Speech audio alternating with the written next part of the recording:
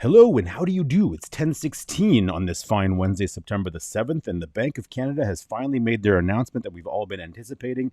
And surprise, surprise, well, actually not a surprise to me and any other intelligent real estate broker out there or analyst or whoever you call yourself that's been watching the real estate market, to nobody's surprise other than, the basic realtor that we don't like to talk about. They did do the increase of 0.75% today and continued the quantitative tightening that is making it harder and harder for money to flow in the Canadian economy. So this is not a surprise. So most people should not have been making any sort of purchase prior to today with the expectation that we'd be heading into a period of quantitative easing, or at least middle ground somewhere where there's really not much activity going on. So if anybody expected a halt today, you would have been dead wrong. And it's not really a hindsight is 2020 situation. It's a reality situation. And just to kind of recap where all that news came from, and I'm sure you've been seeing this if you've been following me at all over the past little while, is this particular Globe and Mail article, which happens to be behind a paywall. And, when it says we'll end its rate hike cycle at September meeting, CIBC strategist, a lot of realtors ran with this particular heading, but refused to pay the $1.99 it costs to actually read the entire article.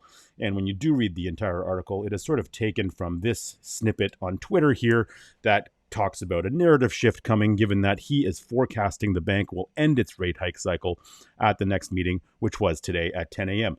Obviously, that didn't happen. There's really never been a point in history where the Canadian government has gone against the U.S. Fed. And the Fed in the States has specifically said that they're going to continue tightening until they get things under control. And, if you're going to tell me that inflation pulled back, then that we should feel comfortable with the economy the way it's heading. Well, that's not actually true. Inflation, sure, did pull back, but it pulled back because gas prices came down while everything else actually got expensive. And if you've been following this video series I've been doing, then you would know that we've been talking about that already. So I've made a number of these calls along with a number of economists, and this one not rogue, but this one, he's a fairly smart guy too, CIBC strategist, decided to go against the typical narrative, maybe to get some clicks. I don't know what it was, but their forecast was clearly wrong and way off base, in my opinion. So this is the announcement. You can always get the Bank of Canada announcements right on the Bank of Canada website. If there's a live video, there usually will be a live video to stream. But in reality, the news has happened. Now, it's not all really bad news. So what they usually do is they'll make their release, and the headline is usually, as you see it here, increase the policy interest rate by 75 basis points. And if you're not sure what a basis point is, there are 100 basis points in a percent.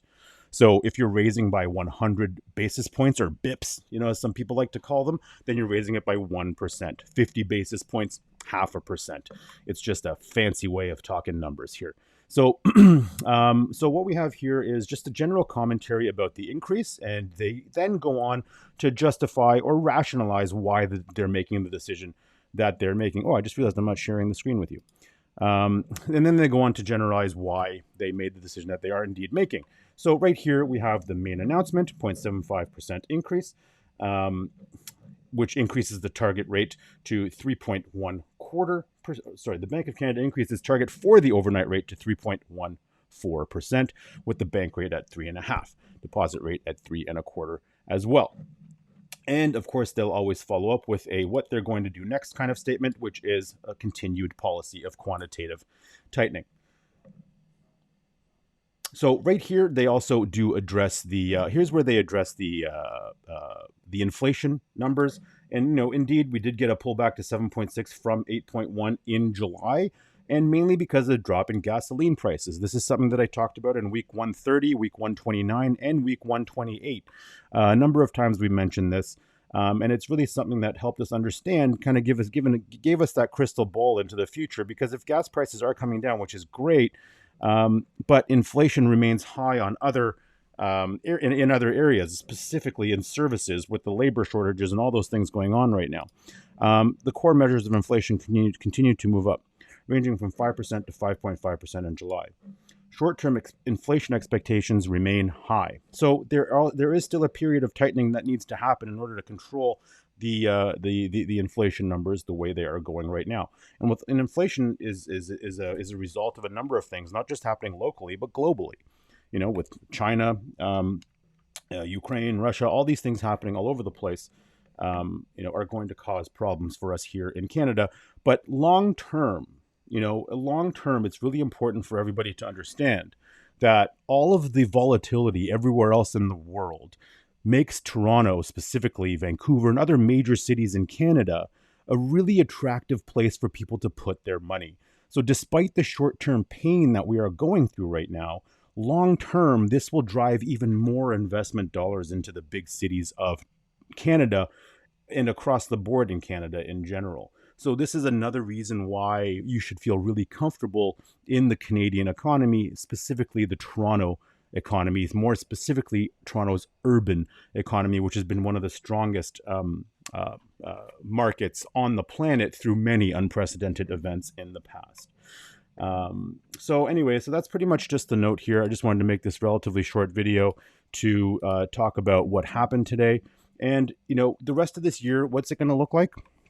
That's really a good question. The rest of this year should be as the summer has been, pretty slow. The summer market should pretty much drive us through the next couple of months. The only thing that's going to keep the buying activity going are those people that have mortgage pre-approvals that have them protected for 90 days. So if you locked in a mortgage pre-approval last week, you're probably good with that lower rate for the next 90 days.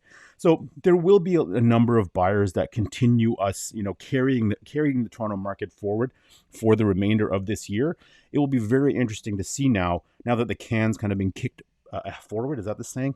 A little bit, to see what happens in the January, February, March as we head into next spring. That's going to be a very interesting time for our market. But I suspect that the rental market will still remain incredibly strong, as a number of people are now priced out of being able to buy. That's going to keep our condo market fairly healthy, as it has been during this time.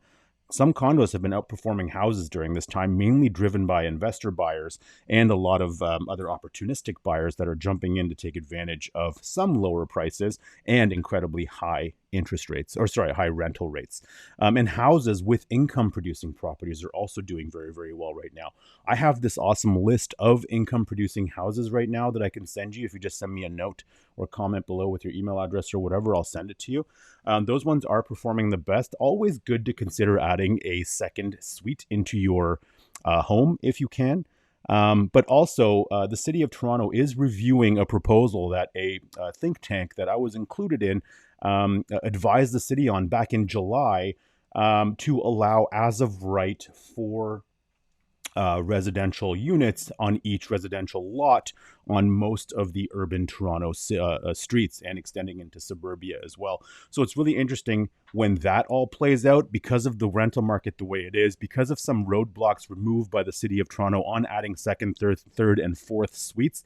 I think that's going to create an awesome opportunity for investors who are picking up properties right now to be able to do just that down the road. So remember, the rules change after 3 units. So for in terms of how you treat tenants and evictions and all that stuff. So it's a lot of stuff for you to learn there. But anyway, not to get onto another topic here, but long story short, 0.75% increase. It got more expensive to borrow money right now.